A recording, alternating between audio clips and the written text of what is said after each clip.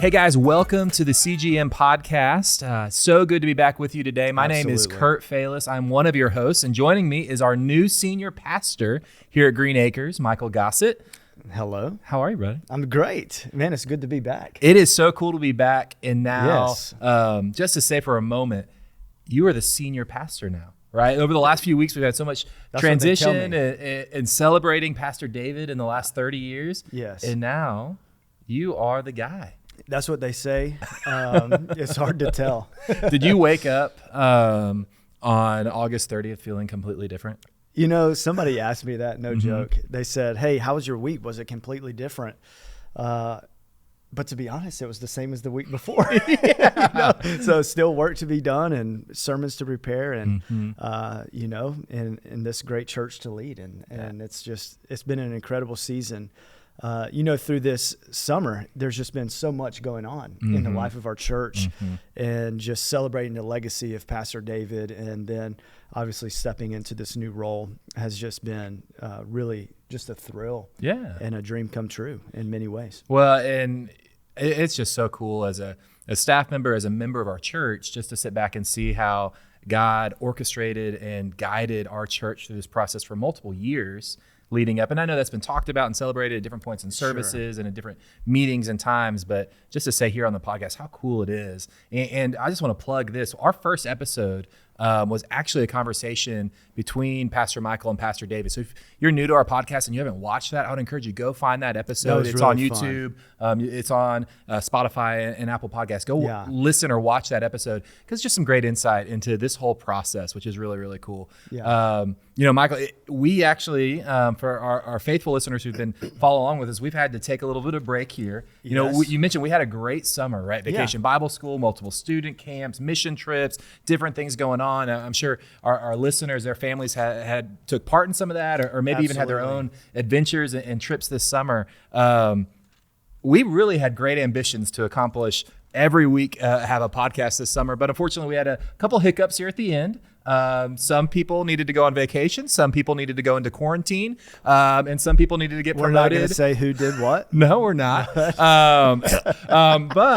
inappropriate. Yeah. But we are super excited to be back with you guys. And, we just want to kind of pick up today where we left off a few weeks ago with our Gospel-Centered Home series. Which has been really fun to talk through, by the way. Yeah, I've enjoyed our conversations. We've had 3 prior episodes, 2 wrongs, make a right, talking about God's design for marriage. And then we dove in and we assembled the puzzle. We had Debbie Stewart, our women's minister, here with us, and we had a great conversation about the role of spouses. Women's roles, men's roles. And the prior episode was fighting for peace, and we talked about conflict resolution through the lens of a gospel-centered home and what it looks like to represent Christ and the message of the gospel in the way we find restoration and harmony in our relationship. So I love those discussions. But today, we've got kind of a fun topic as well, and I think applies to every one of our listeners.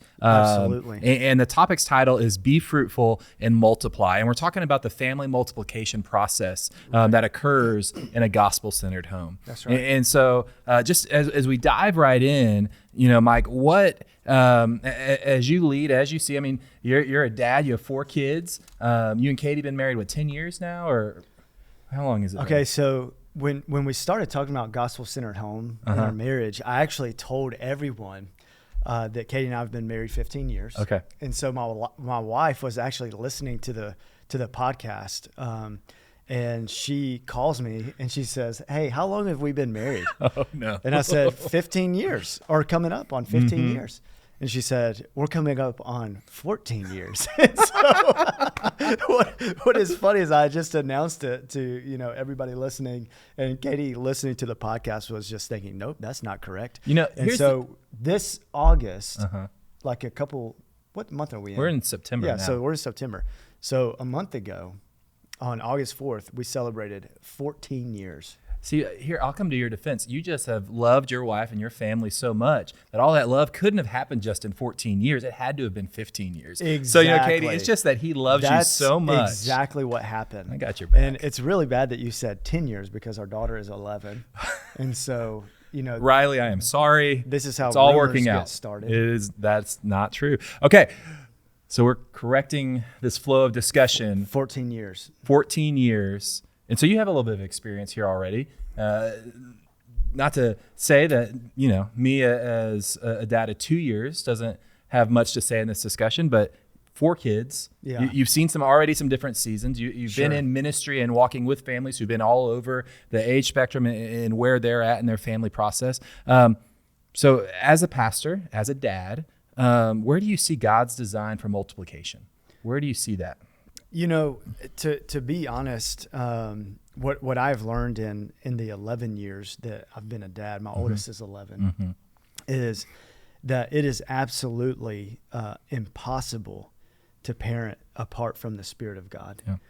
And, because everybody who has kids, or if you've been around kids, or if you are a grandparent now, or whatever your season of life is, that there are unique challenges with every season. And so we're about to enter in, within the next 2 to 3 years, we're going to enter into that new season with our oldest, into the teenage years, and then the driving years, and then the college years. And then with our oldest, kind of paving the way, what we have learned, though, over the past 7 years, is that not only are you completely dependent on the Spirit of God, but that you often make mistakes that you need to ask for forgiveness. And so that's just I want to just say, just because I'm a pastor, I have to ask forgiveness often. Yeah. And, it's just part of us walking in the flesh rather than in the Spirit, reacting in the flesh rather than the Spirit. But what we know foundationally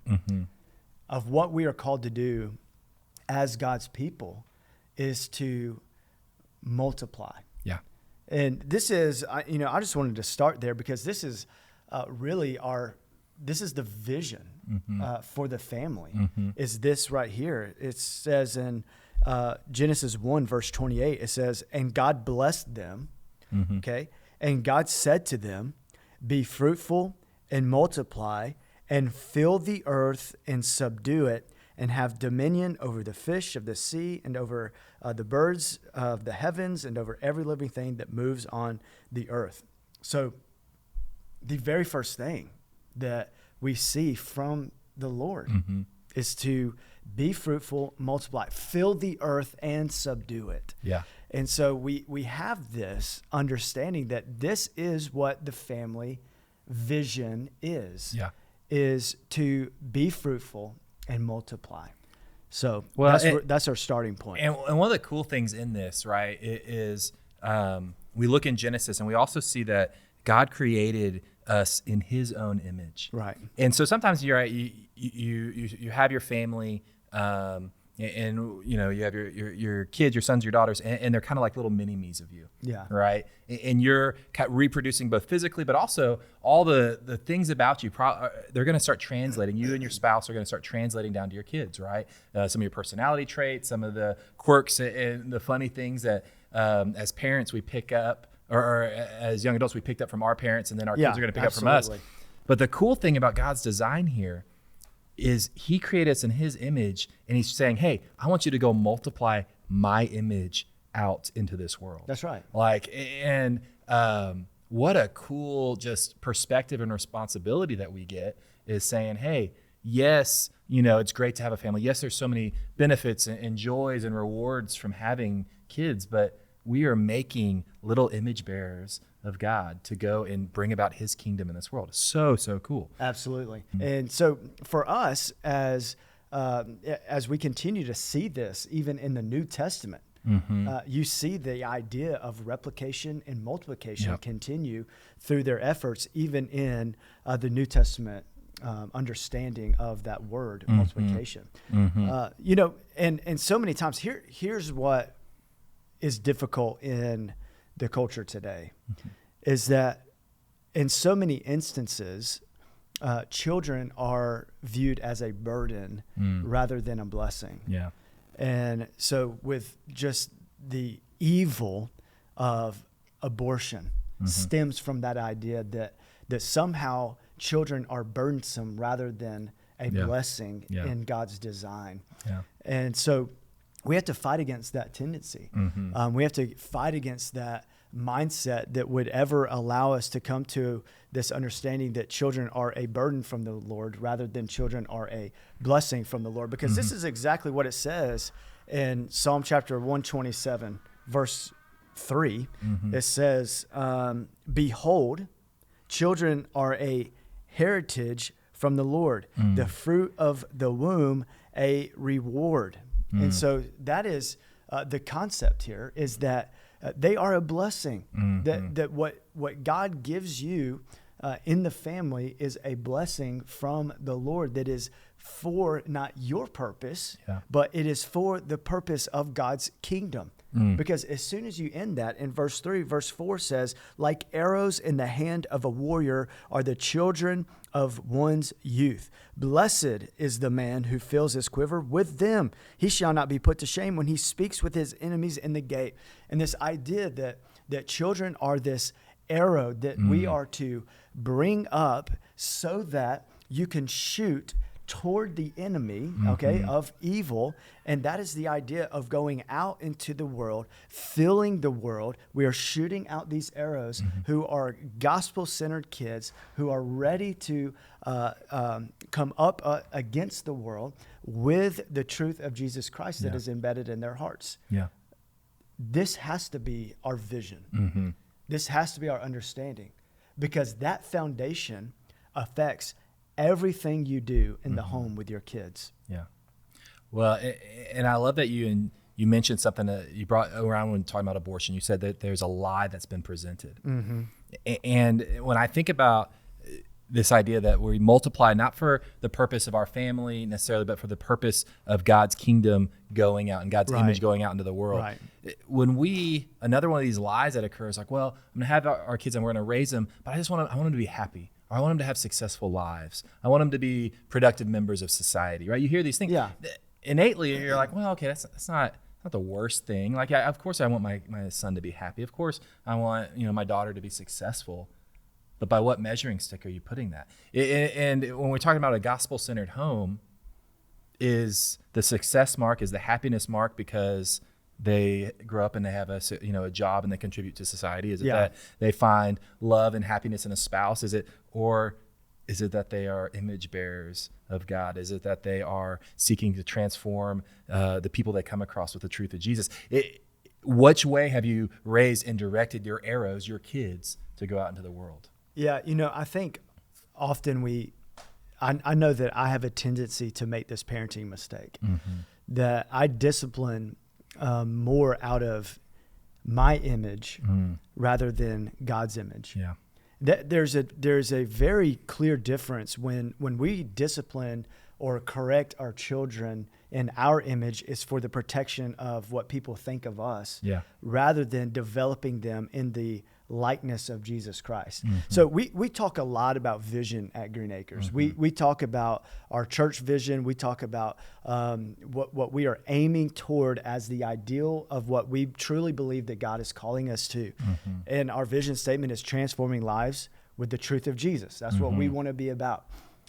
We uphold that vision with our values. They say connect, grow, and multiply. Yeah. All right. Now, here is why I love our vision so much, is that it's multi-layered to a degree that is applicable among every layer within the church. So for you personally, this is your vision. Like, this is what God is calling you to do biblically, that you are to be about transforming lives with the truth of Jesus. Kurt, personally, or Chip, whichever name you go by. Either one. All right, for Michael, my job is to be about transforming lives with the truth of Jesus. How do I personally do that? Well, I want to connect people to Jesus and to his church. I want to help them grow in the likeness of Jesus, and I want to help them multiply for the purpose of Jesus. But it's not just an individual level. It is also the same vision for our families. For my family, what is our vision for our family? If I want to look down the road in 10 years, in 20 years, what do I want my family to look like? Well, I want to make sure that they are transformed by the truth of Jesus. that I want to connect them to Jesus. I want our family to be connected to Jesus and to his church. I want my family to be growing in the likeness of Jesus. And I want my family multiplying, replicating the image of God for his purpose and his purpose alone. Yeah. You see, in so many ways, when we think about behavior, when we think about correction, when we think about discipline with our kids, we have a tendency to remove our Christian understanding, our gospel-centeredness for the sake of what the world tells us our kids should be about. Yeah. If your child, okay, let me talk about my child for a second. If my daughter Riley, who is our oldest, who is into basketball right now, just loves basketball.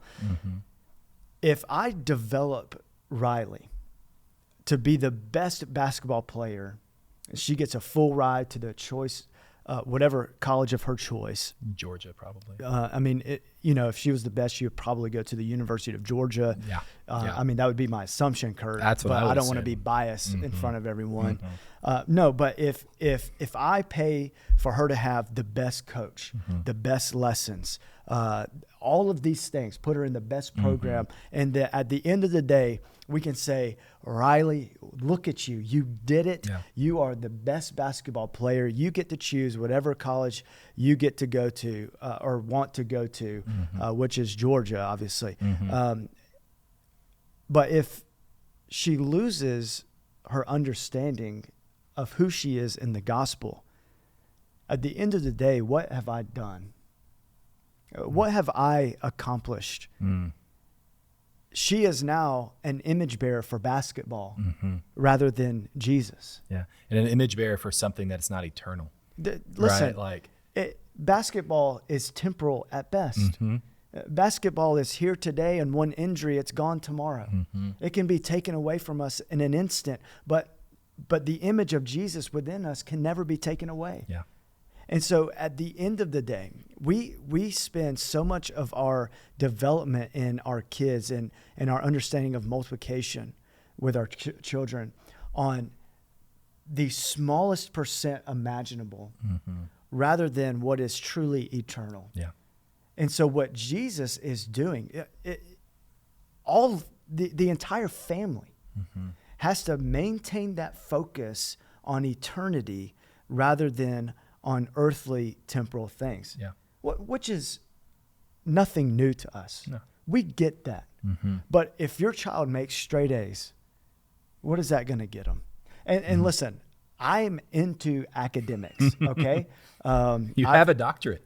I do. I have a doctorate. So I push academics. Yeah. I want our kids to grow in the likeness of Jesus. In Luke 2:52, it says that Jesus grew in stature. Okay, so there's this physical growth that happened with Jesus, but he also grew in favor with God and man. And when you go on to look into his development, that it involves our mind, it involves our heart, it involves our body, that we want to give everything to Jesus. So don't think that I'm saying, hey, don't worry about academics, don't worry about basketball. That's not what I'm saying. We're called to do all things to the glory of God. All things. And so he's gifted us uniquely with talents and abilities and opportunities. We have a responsibility to our Creator to say, hey, I'm going to do my best. In all things. Absolutely. That's that's not right. So we're not saying what you're landing towards, I believe, is we're saying, hey, it's not that academics don't matter. No, they do matter. It's not that, using your God-given talents on with an instrument or in an athletic competition or whatever, those things are important. Right. But to what end are they important? What's the landing? Where are you trying to get to? And that's the point of if you have your sights set on eternity and the moments of success, even according to worldly standards, are still aiming your child toward the things of eternity. Yeah. I love that when you get to Ephesians chapter 6, that's kind of like this chapter about parenting your children, obey your parents, and all of these things. But the preceding chapter, when it talks about the family unit and other relationships, it begins with Ephesians 5:1 that says, therefore, be imitators of God and walk in love as Christ loved us and gave himself up for us. Then it goes into the rest of the family as it goes throughout Ephesians. Yeah. So that's where we set our sights for development, even with our kids, that we start there with Christ likeness. So when we think about development, when we think about growth, that's that center value that we talk about so much at our church. We want to grow in the likeness of Jesus. So me personally, I want to. My family, I want them to. Our kids, we want to see them grow in the likeness of Jesus. And this is what truly shapes the way that we discipline and the way that we correct in that way. That's so good. Well, and where we're headed to, our listeners probably have already started to put this together, but as God's designed for multiplication, we're called to make disciples in all parts of our lives, right? That was the commandment of Christ, but especially in our children. And you could almost argue that is like the perfect setup for discipleship. Yeah. Right. Like you think about everything. You think about a discipleship, path, which we have just, kind of made a structured one here at the church that, we're hoping to see many people go through a discipleship path together where you're seeing a one-on-one, a one-on-two type relationship and walking through some core truths. Right. We see that play out in the lives of adults where, for this season, I'm going to walk closely, disciple someone and launch them. Okay. Yeah. Right. Now, the coolest thing about being a parent is it's almost ingrained, like you've got a captive audience for 18 years, 21 years, that launching point to their adulthood. I would say they're only captive for about 5, and then they're off to other things. I'm just kidding.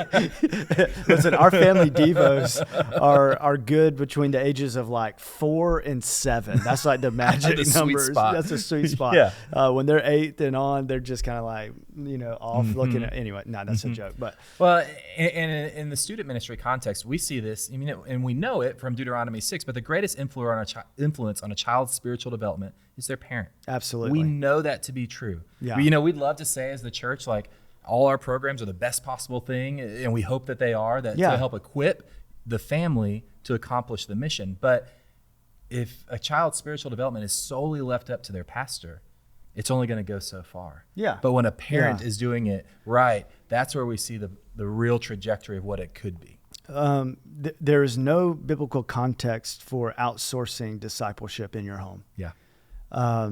However, there is biblical context for the family of God to come around one another, to spur one another along in Christ likeness, to stir each other's affections for the purpose of Christ.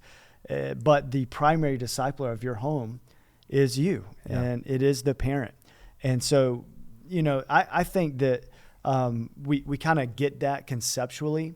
I think it's difficult for parents coming up with a game plan on how to accomplish that. Yeah.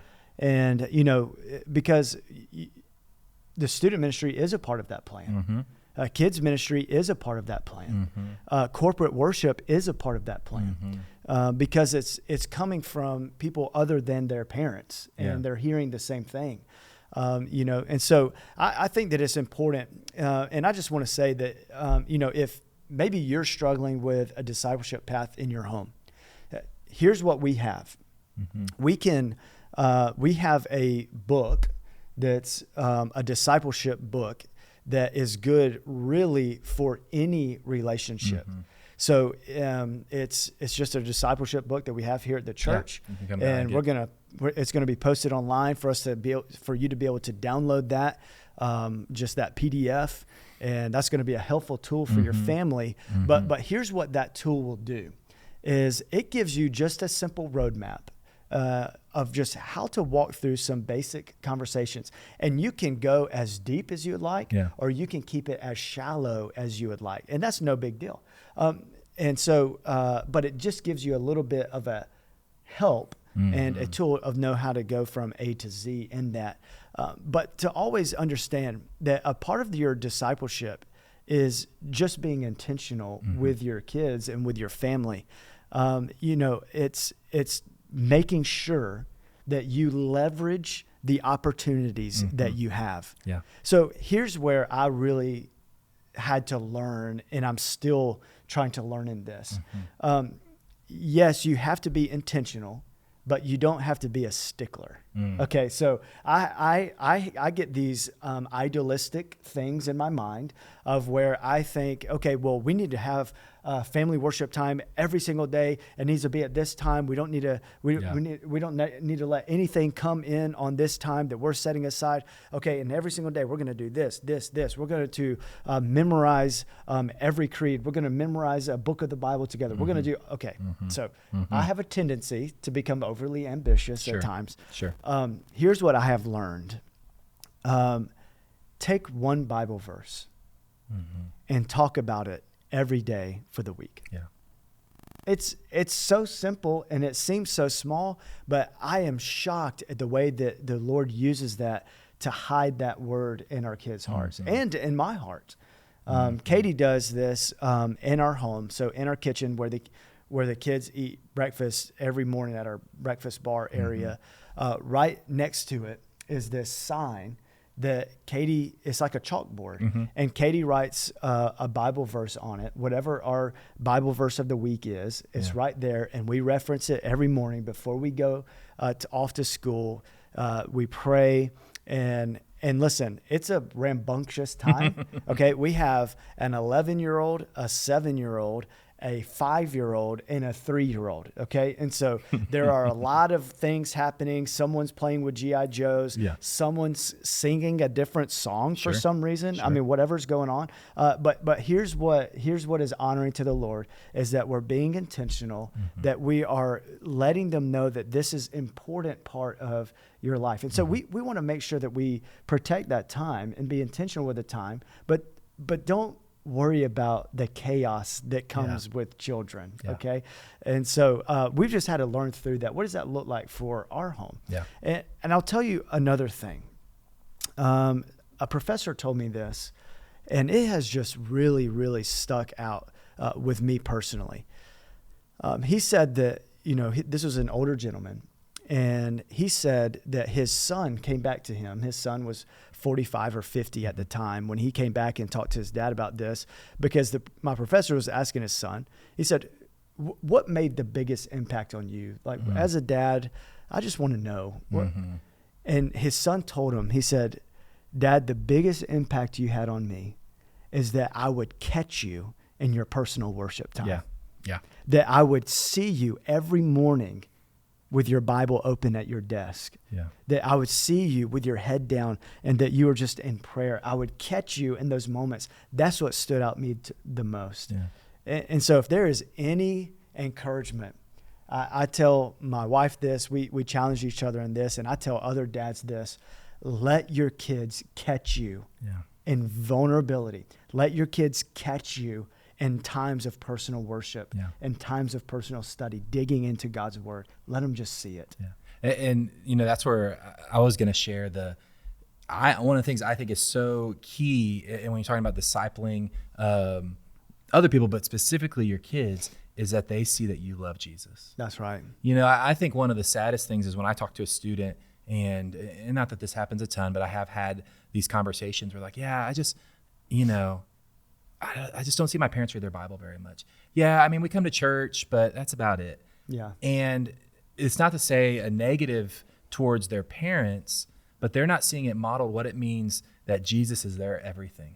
Yeah. That there's joy found in the Christian life, that there is meaning and intentionality found for all aspects of life, not just Sunday worship.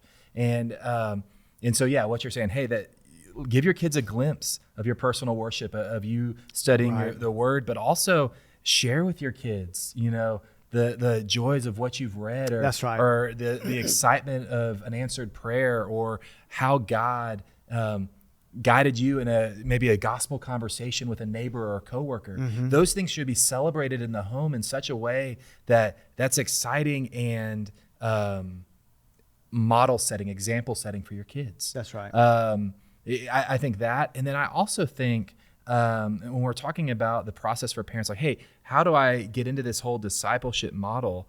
I think you also have to draw some clear, like, hey, this is the goal for our family. Yeah. And when I say that, I think back for myself.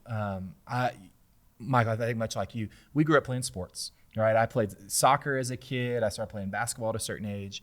And with that comes... You played soccer? I did, actually. Okay. I played soccer for 11 years. You know, I can believe that because I've played basketball with you. Uh-huh. All right. And you have some pretty fast wheels. Well, and you just envision... You're a quick guy. Envision before, when I used to be like slim and like athletic. Like, remember those things. Like, I could have been super good. But either way, when you play these youth sports, oftentimes, right, and we know listeners have this too, these tournaments come up on the weekends, right? And you've got, you got games at Sunday at 9 o'clock. You got games at Sunday at 11 o'clock. And hear me, I'm not trying to be judge and jury by any means of saying, hey, if your family attends, makes the choice to go to a soccer tournament instead of coming to worship on a Sunday, I'm not vilifying you by any means. I'm just sharing with my family.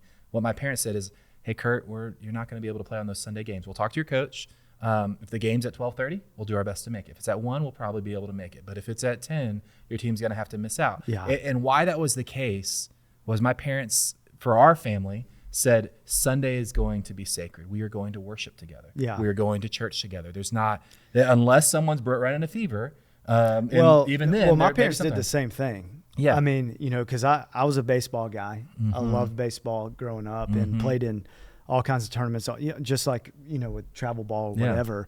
And my parents always said, hey, we'll go to any game. We'll do everything we can, but we are not going to miss Sunday morning. Yeah. Now, and here's what that did. It drove in me the importance of corporate worship. Yeah. And so for me, I knew that we weren't going to miss. I knew that this was something that my parents didn't just talk about of being important, but they said, no, listen, this is how important it is. You being in church is more important than you developing as a baseball player. And that was even said to me. Yeah. And you know what? As a little kid, I was like, you got to be kidding me. Like, why? But looking back on it, God used that as a part of my discipleship and my growth in him. And, so here's one thing that we do need to recognize. There are so many families that deal with infertility. There are so many families that deal with, that struggle of not being able to have children for whatever reason. Let's just make sure everybody's clear on this. This does not mean that you're outside of God's design or that you cannot be used by the Lord. Here's one of the greatest statements that someone gave me. He said, where the ideal is lacking, God's grace abounds. Wow. And so it may be, the ideal may be lacking in your family, that maybe you have a family that is a blended family. Maybe you have a family that you have experienced divorce in your past. Maybe you're a single parent that you're trying to do this discipleship thing, and you hear and you know that God is calling, but you're just barely making it. Let me just say that God's grace abounds in your circumstance, and that we don't want you to struggle by yourself. This is why God's community is so important. Yeah. This is why that we truly believe that God gave us one of the greatest gifts, which is the church, his body, so that you don't have to walk through this by yourself, that you don't have to take all of this burden and say, oh no, my son hasn't memorized everything yet. My son doesn't even know the books of the Bible. Okay, everybody take a deep breath. Where the ideal is lacking, God's grace abounds. And another thing that Jesus tells us is that we recognize through Scripture is that the sufficiency is only in God's grace. Like there is no sufficiency in your planning. There's no sufficiency in staying ahead. The only sufficiency is in God's grace. My grace is sufficient for you. That's so good. And that is true of us. That is true of your family. And the point is that we need to walk away from today is that we want to be intentional as a church body, that we want to be intentional with one another, that we want to give the right tools, that we want to set you up as best as possible to disciple your family well, whether it is in the midst of brokenness or if you have just maybe you feel like you've dropped the ball in any way. That listen, there's no greater time than right now to set a new stage for your family. And there's no better time than right now to take that step toward Christ, because Jesus is always only one step away. No matter how far you have attempted to run, Jesus is only one step away. And it is just as true for your family. That's so good. Yeah.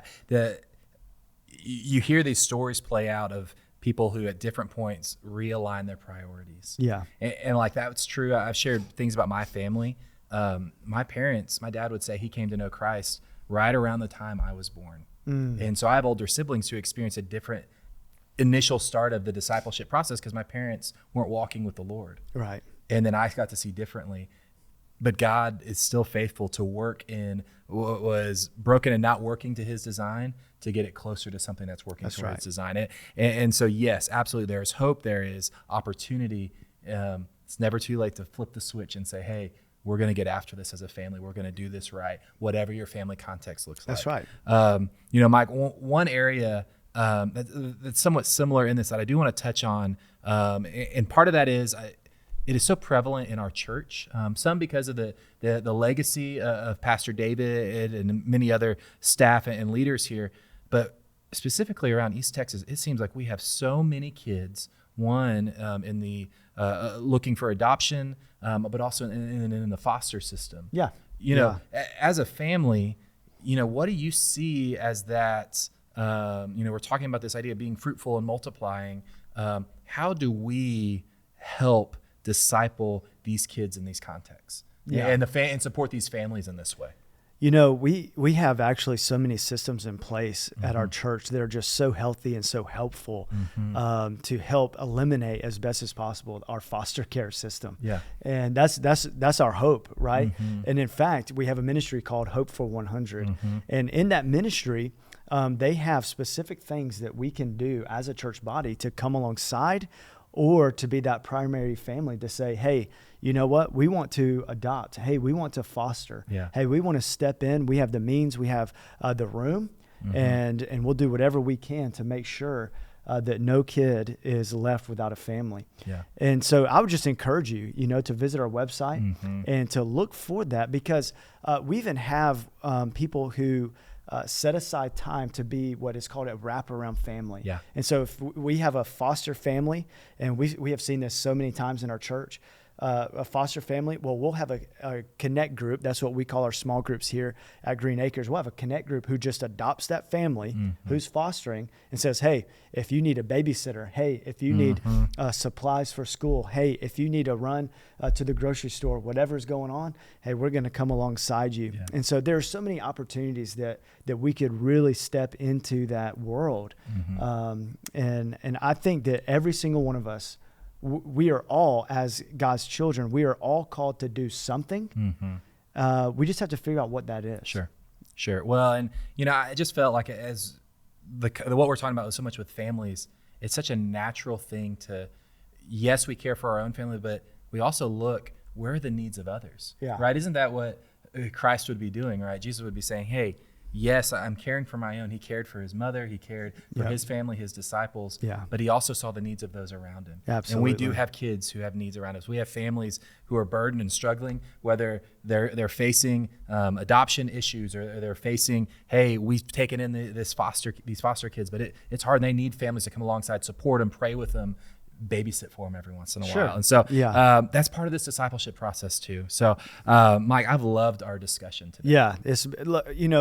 And to be honest, we only scratched the surface. Yeah. And there are just so many areas that we could dive into.